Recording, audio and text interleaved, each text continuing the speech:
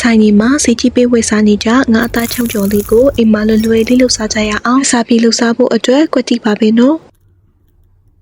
ငါသားကိုတော့ငကြံကိုသုံးထားပါရဲ့ရှင်အရှိကွန်ချပီတာငကြံအသားလွှာကိုသူ့အရာလေးတွေအတိုင်းတောင်းလိုက်လေးတွေလှီးပါမယ်အတူအရှိစိတ်ကြိုက်လှီးလို့ရပါရဲ့ရှင်အရတာအတွက်စာပီစီစက်တာမုံအချုံမုံပီစီနဲ့ညူကောင်းမှုတို့ကိုထည့်လိုက်ပါမယ်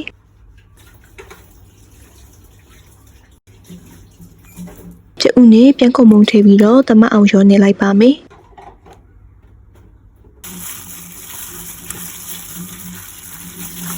ခဏလောက်နှစ်ထားတော့မှ sauce လေးဆက်ပါမယ်နုံ spicy sauce လေးရဲ့ရေနည်းနဲ့နှမ်းစီနည်းနည်းထည့်ပြီးတော့ရုံမွေပေးပါsauce လေးရပြီဆိုရင်တော့ငါအသားချောင်းလေးတွေကိုမွန်ချူချောက် breadcrumbs လေးတွေနဲ့ကပ်ပြီးတော့ရောကြော်ပါမယ်မီးအလေအလတ်လောက်နဲ့ရှူအဝရောင်တန်းနဲ့အထိကြော်ပေးလိုက်မယ်ဆိုရင်တော့ငါအသားချောင်းကြော်လေးတွေရပါပြီရှင်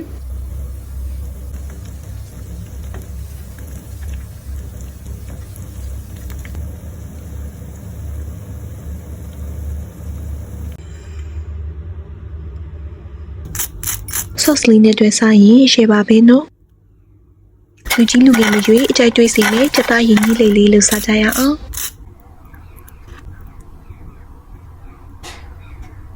နနုစန်ဟာကြက်သားအစားဝတ်သားသုံးလို့ရပါတယ်နော်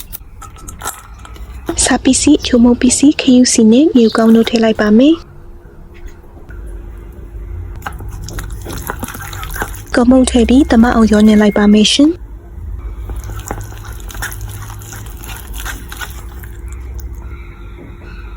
ဒီတစ်ခုတည်းထည့်ပြီးထေဝါကိုညှက်ထားလိုက်ပါမယ်။ပြီးကြော်ဖို့အတွက်ဂျုံမိုးနဲ့ပြန်ခုံမုံကိုချစ်ချေးလေးဖြောထားလိုက်ပါမယ်။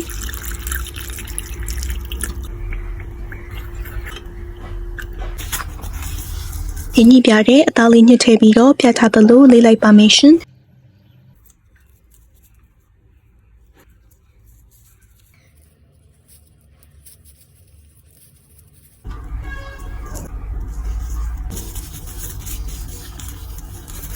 လေးပြီးသွားရင်တော့ကိုကြရအရွယ်လေးတွေညှက်လိုက်ပါမယ်ပြီးသွားရင်ခုနကဂျုံမို့အရေးတဲ့ခဏနှစ်ပြီးတော့စီပူပူမှာရွှေအိုရောင်လေးတန်းလာအောင်ကြော်လိုက်ပါမယ်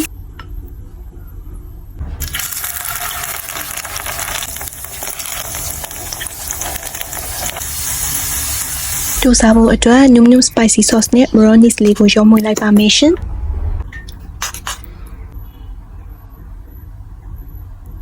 ကဲအခုဆိုရင်တော့အရင်ဆက်ကောင်းတဲ့တေးစားလေးရပါပြီရှင်